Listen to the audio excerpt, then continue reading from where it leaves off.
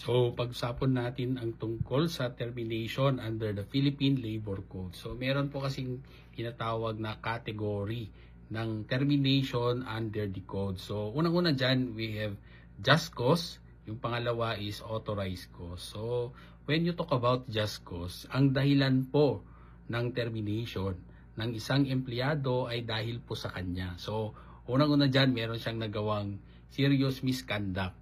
Okay, so example would be merong pagnanakaw na ginawa. Okay, pangalawa is meron siyang asunto na ginawa sa kanyang employer.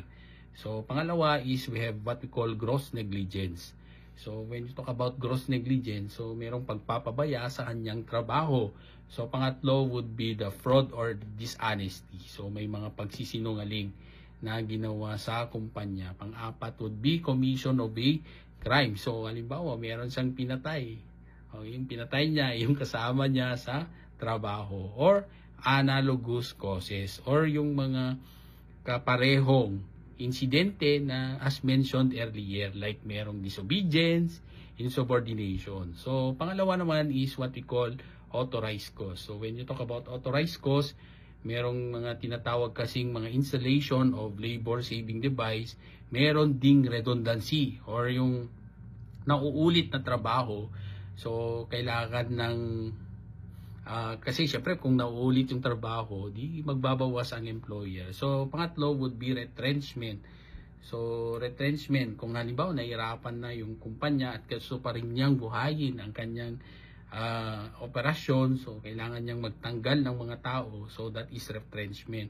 So pang-apat would be closure of the business. So syempre kung wala nang nalulugi na yung kumpanya, so kailangan niyang magsarado, so wala tayong magagawa doon, di ba? So that would be authorized cause of termination. So meron din tayong tinatawag na for health reasons like incurable disease or disability. So yung health reasons or disability would fall under authorized cause. So ang katanungan kasi natin dyan would be ang impact nito. So ang impact nito sa empleyado. Bakit natin kailangan i-classify whether that is a just cause or authorized cause? So just cause kasi kung ikaw ang dahilan ng pagkatanggal mo sa trabaho, so walang ibibigay na benepisyo ang kumpanya sa'yo. Siyempre, ang punto kasi dyan, parang nire-reward mo pa ang isang tao na merong di magandang nagawa, okay, sa kumpanya. Okay, so wala pong separation pay. So pag authorized cost na sinasabi, meron po kasing matatanggap na separation pay. So yun po ang kaibahan. But then again, we have other ways that you will be terminated from your employment, pero hindi kasi ginagamit ang word na termination dyan eh. Kasi unang-una, talaga namang aalis ka na doon sa kumpanya. Like for example, retirement. So meron tayong voluntary and compulsory or forced retirement. Meron ding completion or end of your contract.